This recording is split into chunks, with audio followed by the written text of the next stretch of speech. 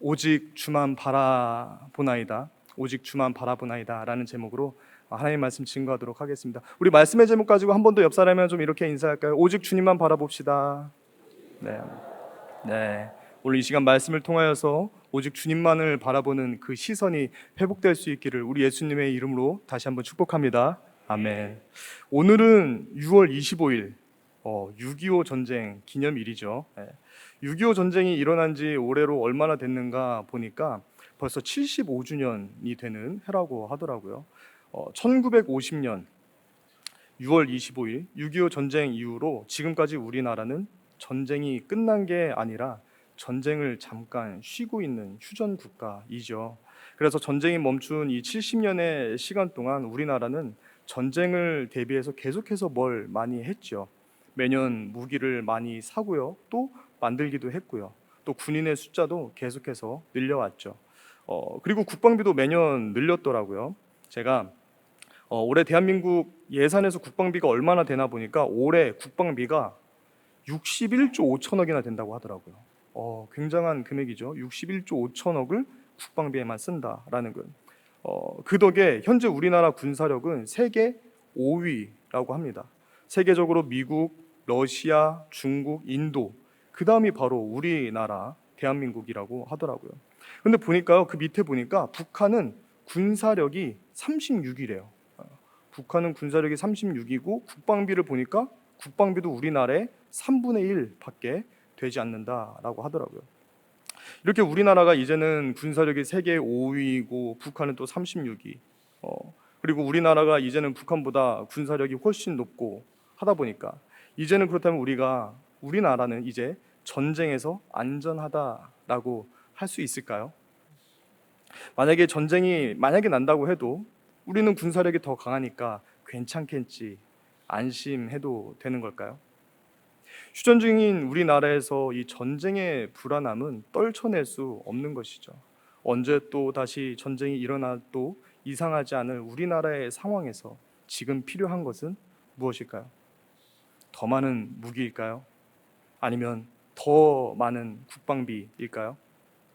우리가 만약에 더 많은 무기와 더 많은 국방비를 가지고 있다라고 한다면 우리는 과연 그 전쟁의 위협에서 자유롭고 또 우리가 평화를 유지할 수 있게 되는 걸까요? 우리가 가진 성경에는요, 전쟁에 대한 수많은 이야기가 있죠. 그런데 재밌는 것은요, 성경에 그 많은 전쟁이 있는데 성경이 말하는 그 여러 전쟁들을 보면 그 안에는 여러 가지 전쟁은 다양하지만 승리의 공식은 딱 하나다라는 거예요. 성경이 말하는 전쟁의 승리 공식, 그게 뭘까요? 성경이 말하는 전쟁의 승리 공식, 그건 뭐냐면요, 전쟁의 승리는 사람의 힘과 지략이 아니라 하나님의 역사하심에 있다라는 겁니다. 이스라엘 백성들이 가나안 땅에 들어갔을 때 했던 정복 전쟁 중에서 첫 번째 전쟁이 뭐였죠? 바로 여리고성 전투죠. 네. 그때 이스라엘 사람들이 여리고성 전투에서 승리한 방법이 뭐였나요? 칼과 창을 들고 돌진하는 거였나요? 아니죠. 그냥 여리고성을 도는 거였어요. 매일 하루에 한 바퀴씩 하나님의 명령대로 순종하면서 여리고성을 돌았을 때 하나님께서 역사하셔서 이스라엘 백성들은 승리를 거둘 수 있었다라는 거죠. 또 여러분이 잘 아는 전쟁 중에 기드온과 300용사의 전쟁 잘 아시죠? 그때 기드온과 300용사가 맞서 싸웠던 군대가 이제 미디안 군대였는데 그 미디안 군대의 숫자도 혹시 기억하실까요? 미디안 군대의 숫자, 그 숫자가 몇이냐면 13만 5천 명이었어요. 아시는 분들이 좀 있네요. 13만 5천 명. 300대 13만 5천. 13만 5천 명이라고 하는 이 대군을 맞아서 이스라엘 용사 300명이 승리한 방법은 뭐였나요? 최신 무기였나요? 아니면 상상도 못할 작전이었나요? 아니죠. 이스라엘이 미디안과의 전쟁에서 승리한 방법, 그것은요, 하나님의 말씀에 순종함이었어요. 이스라엘 백성들은 그저 하나님의 명령에 따라서 한 손에는 항아리, 횃불을 숨긴 항아리를 들고 또 한 손에는 나팔을 들고 나갔죠. 그리고는 신호에 맞춰서 항아리를 깨고 횃불을 흔들면서 나팔만 불었던 거예요. 그리고 그렇게 이스라엘 군인들이 하나님의 명령대로 순종했을 때 그들은 하나님의 역사하심으로 전쟁에서 승리를 경험하게 되었다라는 거죠. 이외에도 성경에는 많은 전쟁들이 있는데요. 그 모든 전쟁에서 이스라엘 백성들이 승리할 때마다 그 전쟁의 승리 공식은 무엇인가? 그것은 바로 이스라엘 백성들이 하나님을 믿고 하나님께 맡기며 순종하는 것이었어요. 인간적인 힘과 방법이 아니라 하나님의 손에 맡기고 하나님의 명령에 순종했을 때 하나님은 그 전쟁 가운데 역사하시고 그들에게 승리를 경험하게 하셨다라는 겁니다. 그리고 오늘 우리가 함께 읽은 말씀도 바로 그런 말씀 중에 하나입니다. 이스라엘을 치겠다고 오늘 말씀에는 세 개의 연합군이 쳐들어오거든요. 그때 오늘 말씀에 등장하는 여호사밧 왕은 이 전쟁이 하나님께 속한 전쟁, 그리고 하나님이 역사하시는 전쟁이 되게 했었거든요. 여호사밧 왕은 어떻게 자신의 전쟁이 하나님이 역사하시는 전쟁이 되게 했고 또 승리를 경험하였는가, 오늘 말씀을 통해서 하나씩 살펴보도록 하겠습니다. 먼저 오늘 말씀에 보시면요, 맨 처음에 그 후에라는 말이 나와요. 그 후에. 오늘 말씀에 20장 역대하 20장 1절 말씀 우리 같이 한번 읽어볼까요? 시작. 그 후에 모압 자손과 암몬 자손들이 마온 사람들과 함께 와서 여호사밧을 치고자 한지라. 아멘. 그 후에 모압, 암몬, 마온의 연합군들이 쳐들어왔다라는 거예요. 자, 그렇다면 여기서 말하는 그 후에는 뭐냐? 그 후에는 오늘의 전쟁이 있게 한 이전에 한 가지 사건에 대한 거예요. 이전에 어떤 사건이 있었는가? 그 내용이 앞장 19장 2절에 나오거든요. 19장 2절을 우리 또 같이 한번 좀 읽어볼게요. 19장 2절 같이 읽겠습니다. 시작.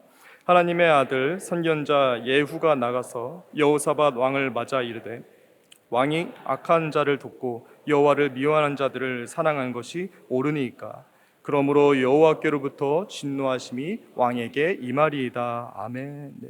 지금 이 말씀은 뭐냐면요, 선지자 예후가 여호사밧 왕을 책망하는 내용인데요. 그 내용이 뭐냐면 이런 거예요. 왕이시여, 왕이 악한 자를 돕고 여호와를 미워하는 자를 사랑하는 것이 옳습니까? 왕이 옳지 못한 일을 행하였기 때문에 하나님의 진노가 이제 있을 것입니다 하면서 선지자 예후가 여호사밧 왕에게 경고하고 있는 것이죠.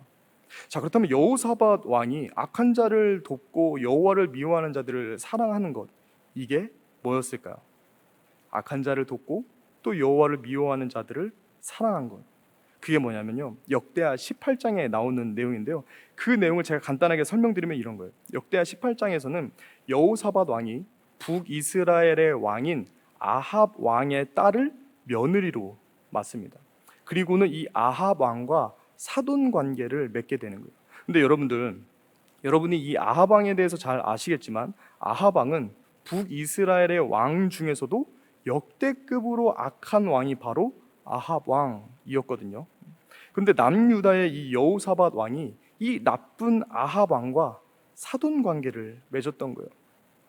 그리고는 둘이 같이 연합해서 다른 나라하고 전쟁까지 하기로 했다라는 거죠. 근데 이것을 보고 하나님이 이 모습을 좋게 여기셨을까요? 나쁘게 여기셨을까요? 당연히 나쁘게 여기셨죠. 그래서 선지자를 통해서 그 전쟁에 나가지 말라고 경고하셨거든요.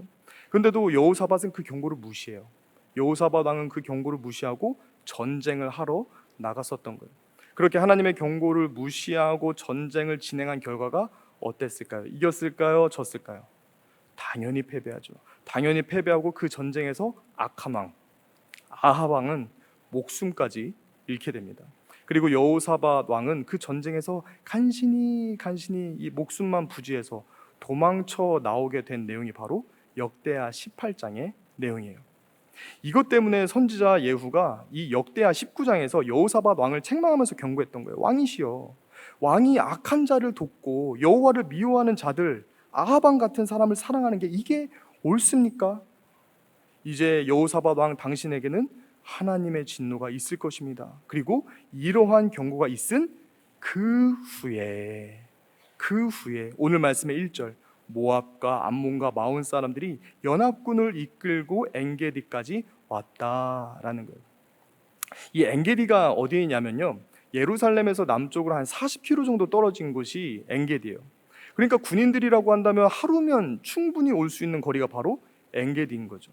그래서 엔게디까지 왔다는 것은 곧 예루살렘으로 적군들이 쳐들어온다라는 거예요. 그런 곳에 지금 엔게디의 연합군이 모여 있었다라는 거예요. 이런 상황에서 여호사밧 왕은 어떻게 했을까요? 당장의 적군들이 예루살렘 성으로 쳐들어올 수 있는 이런 상황에서 여호사밧 왕은 어떻게 하였는가? 오늘 말씀의 3절 같이 한번 읽어볼게요. 3절 같이 읽을게요. 시작. 여호사밧이 두려워하여 여호와께로 낯을 향하여 간구하고 온 유다 백성에게 금식하라 공포하매. 네. 이 말씀을 보니까 여호사밧 왕이 먼저 두려워하였다라고요. 여호사밧 왕이 여기서 두려워했다라고 하는데, 여기에서 여호사밧 왕이 두려워했다는 것은요, 단순하게 눈에 보이는 그 많은 연합군이 두려웠다라는 게 아니에요.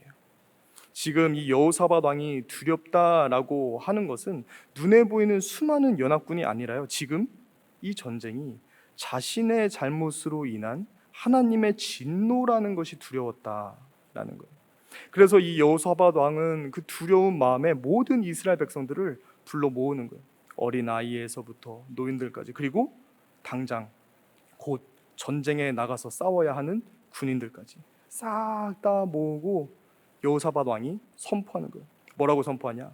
지금부터 우리가 금식하자 말하면서 선포하는 거예요. 그리고는 기도를 하기 시작하는데 뭐라고 기도하는가? 오늘 우리가 함께 읽지는 않았지만 역대하 20장 12절 말씀을 우리 한번 좀 같이 보도록 할게요. 시작. 우리 하나님이여 그들을 징벌하지 아니하시나이까? 우리를 치러 오는 이 큰 무리를 우리가 대적할 능력이 없고 어떻게 할 줄도 알지 못하옵고 오직 주만 바라보나이다 하고. 아멘. 오직 주만 바라보나이다. 여호사밧은 하나님 앞에 기도하면서, 하나님, 우리는 저 연합군을 대적할 능력이 없습니다. 그래서 오직 주만 바라봅니다. 이렇게 기도하고 있는 거예요. 그런데요 여러분, 사실 지금 여호사밧은요, 솔직하게 말을 해서 연합군과 싸울 능력이 없는 게 아니었어요. 여호사밧 왕이 여기에서 지금 자기에게 대적할 능력이 없다라고 말을 했는데, 솔직히 말해서 사실 여호사밧 왕은 정말로 싸울 능력이 없는 게 아니었다라는 거예요. 왜냐하면 그때 당시에 여호사밧 왕에게는요 116만 명의 군인이 있었다고요. 네, 116만 명. 지금 우리나라의 군인이 몇 명인지 아세요? 맞아요. 지금 우리나라의 군인이 50만 명이라고 합니다.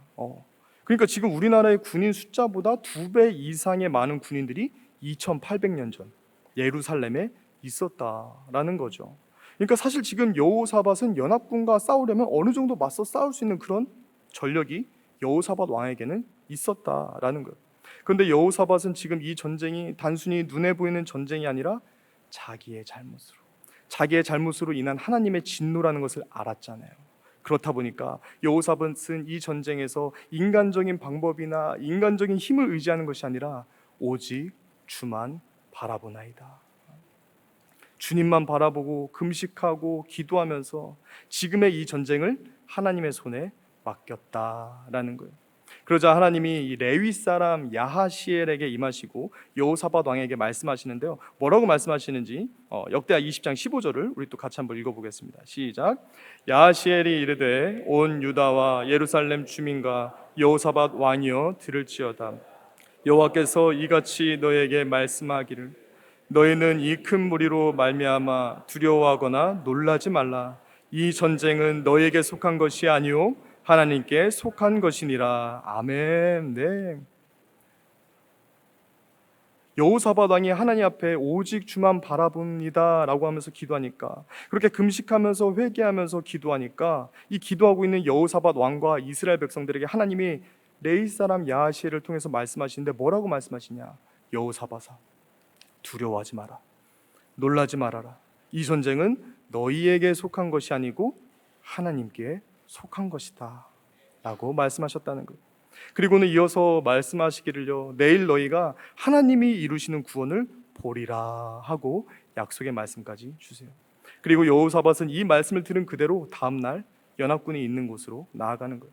그런데 재밌는 것은요, 여호사밧이 이 연합군이 있는 곳으로 갈 때 전쟁터로 가는 거잖아요. 그렇죠? 그렇다면 전쟁에 나갈 때 상식적으로 그 전열하에서 맨 앞에 누구를 두는 게 상식적인 걸까요? 군인을 맨 앞에 두는 게 상식적인 걸까요? 아니면 민간인을 맨 앞에 두는 게 상식적인 걸까요? 전쟁에 나가는 거니까 정찰병이든 특공대든 군인을 맨 앞에 서게 해야 할 거 아니에요, 그렇죠? 전쟁에 나가는데. 근데 이 여호사밧 왕은 그렇게 하지 않았다는 거예요. 여호사밧 왕은 전쟁터로 나가는데 맨 앞에, 전쟁터로 나가면서 맨 앞에 세운 사람들이 있었는데 그 사람들이 누구인가? 누구를 맨 앞에 세웠나 보니까 바로 찬양대, 성가대를 맨 앞에 세운 거예요. 찬양대. 우리 찬양대 어디죠? 그때 태어났으면 큰일 날 뻔했죠. 근데 이 찬양대가 이스라엘의 맨 앞에서 하나님을 찬양하면서 행진하기 시작하는데 어떤 일이 일어나는가? 역대하 20장 22절과 23절을 통해서 한번 확인해 보도록 할게요. 같이 읽어봅니다. 또 시작.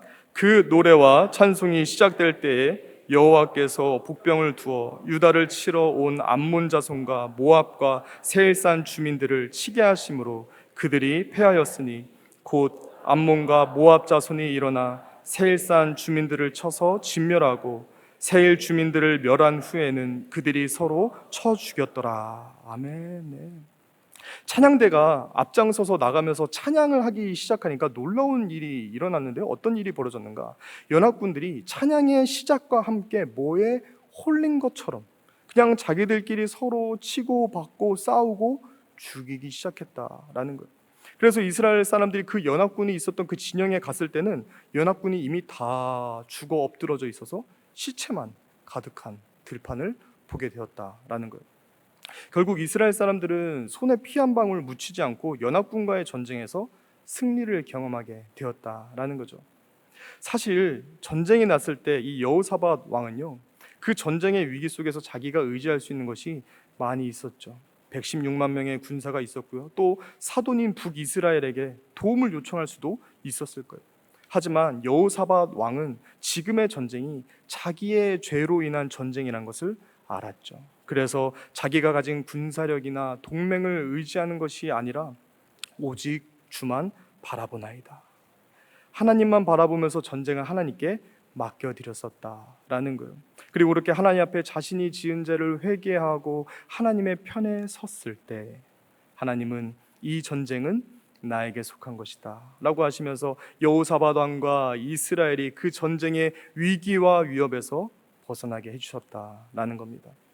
그리고 이러한 일은요, 성경에서만 있는 일이 아니고요, 오늘 우리가 살아가는 이 시대에도 동일하게 일어나는 일이라는 것 아시나요? 제가 이 설교를 준비하면서 6.25 전쟁을 좀 조사했는데요, 너무나도 놀라운 역사적인 사실을 하나 발견했습니다. 일단 6.25 전쟁이 처음에 시작되면서 전쟁의 초기 양상이 어땠나요? 남한이 우세했나요? 북한이 우세했나요? 북한이 우세했죠. 그렇죠? 북한이 우세한 전쟁이었어요. 전쟁이 시작된 지 3일 만에 수도 서울은 함락됐고요. 전쟁이 일어난 지 겨우 2달. 2달 만에 우리 군은 낙동강까지 밀려가게 됐죠. 그런데요, 우리가 그렇게 압도적으로 지고 있었던 이 전쟁에서 역전을 마련하는 기점이 있는데 그게 뭔지 아세요? 맞습니다. 인천 상륙작전이에요. 잘 알고 계시죠? 인천 상륙작전. 그런데 이 인천 상륙작전 이면에는 잘 알려지지 않았던 일이 하나 있는데요, 그건 뭐냐면 바로 부산 초량교회에서 있었던 구국기도회예요. 부산 초량교회에서 구국기도회가 8월 30일부터 9월 15일까지 있었거든요. 이 날짜를 잘 기억해 주세요. 8월 30일부터 9월 15일. 일단 이 8월 30일에 어떤 일이 있었는가? 부산 초량교회에서 부산으로 피난 온 목회자 250여 명이 모여서 기도회를 하기 시작했다고요. 전쟁통에 기도회를 했으니 그 기도회가 정말 얼마나 처절하고 눈물이 많이 났겠습니까?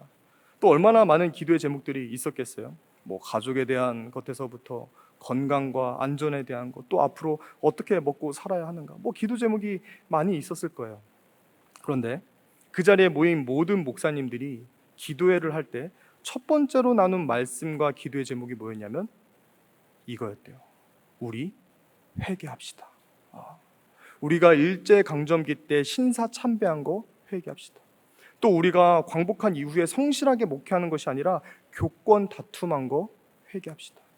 또 우리가 이 난리통에 교회와 성도들을 제쳐두고 여기까지 도망온 것 회개합시다.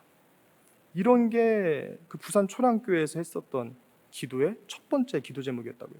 그리고 이 첫 번째 기도 제목은 결국 이 구국 기도회의 주요 기도 제목이 되었다고 합니다. 그때 당시에 이 기도회가 정말 얼마나 간절하고 뜨거웠었는지요. 그때 현장에 있었던 사람들의 기억에 의하면 기도회가 끝날 때가 되면 그 자리에 있었던 모든 사람들이 한 사람도 빼놓지 않고 온몸에 진이 쫙 빠져서 기진맥진했었다라고 하더라고요. 그만큼 하루 종일 부르짖으면서 간절하게 기도했던 것이 바로 부산 초량교회에서 있었던 구국기도회. 이것이 8월 30일부터 9월 15일까지 진행됐었다라는 거예요. 8월 30일부터 9월 15일까지. 그런데요, 여러분, 인천 상륙작전이 언제 시작된지 아세요? 힌트, 9월. 대단하시네요. 역사를 잘 알고 계시네요. 인천 상륙작전이 9월 15일에 시작됐어요. 예, 인천 상륙작전이 9월 15일에 시작됐는데 이때가 바로 언제요? 구국기도회가 마친 날이잖아요. 구국기도회가 마친 바로 9월 15일에 인천 상륙작전이 개시되었다라는 거예요. 근데 더 놀라운 사실이 있는데 그건 뭐냐면 인천 상륙작전을 하기로 결정한 날이 있잖아요. 그날이 언제일까요? 어떻게 아시죠? 맞아요. 8월 30일이라고요. 그러니까 이 인천 상륙작전은요, 구국기도회가 시작된 8월 30일에 결정되어져서 구국기도회가 마치는 날인 9월 15일에 개시가 되었다라는 거예요. 그리고 모두가 불가능하다고 했던 이 인천 상륙작전은 3일 만에 완전히 성공을 거두게 되면서 한국 전쟁의 전세가 완전히 뒤바뀌게 되는 것이죠. 그런데 여러분, 생각을 한번 해보세요. 인천 상륙작전과 같이 이렇게 중요한 작전을 군인들이 이 민간에다가 우리 이거 언제 할 겁니다 하고 알렸을 리가 있었을까요? 없죠. 민간의 이런 첩보와 비밀작전이 흘러가게 했을 리가 없죠. 그런데 구국기도회가 시작될 때 인천 상륙작전의 승인이 나고 구국기도회가 마치는 날 인천 상륙작전이 시작된 것에 대해서 우리가 이것을 우연이라고 할 수 있을까요? 우연이라고 할 수 없는 거죠. 우리는 이것을 우연이 아니라 하나님의 섭리, 하나님이 하셨다라고 밖에 설명할 수가 없는 거예요. 그래서요, 이 인천 상륙작전을 진두지휘했던 메가더 장군도 인천 상륙작전을 성공하고 나서 이승만 대통령에게 이렇게 말했다고 합니다. 하나님의 도우심 없이는 불가능했습니다.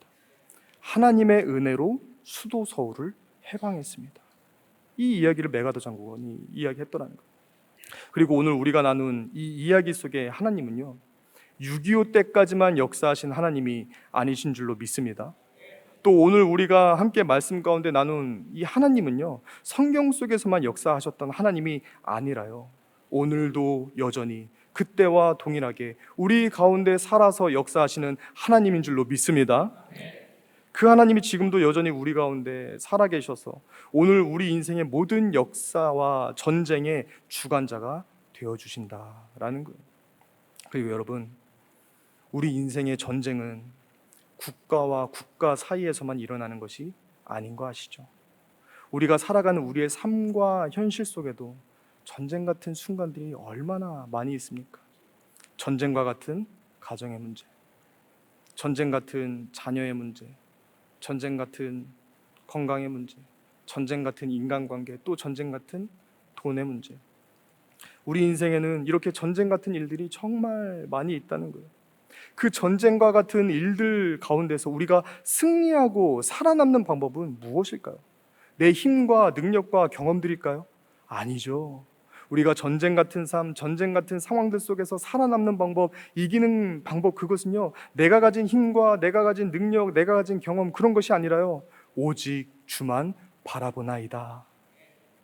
여호사밧처럼 오직 주님만 바라보면서 모든 것을 하나님의 손에 맡겨드리고 우리는 정결하고 거룩한 모습으로 하나님의 편에 설 때 우리는 하나님의 전쟁 속에서 하나님의 승리에 동참하게 되는 줄로 믿습니다. 아멘. 그렇게 전쟁과 같은 인생의 문제 속에서 다른 것이 아니라 오직 하나님만 바라보면서 우리 주님이 주시는 놀라운 승리와 영광을 맛보면서 살아갈 수 있는 저와 여러분들이 다 되시기를 우리 예수님의 이름으로 축복합니다. 아멘. 말씀을 맺도록 하겠습니다.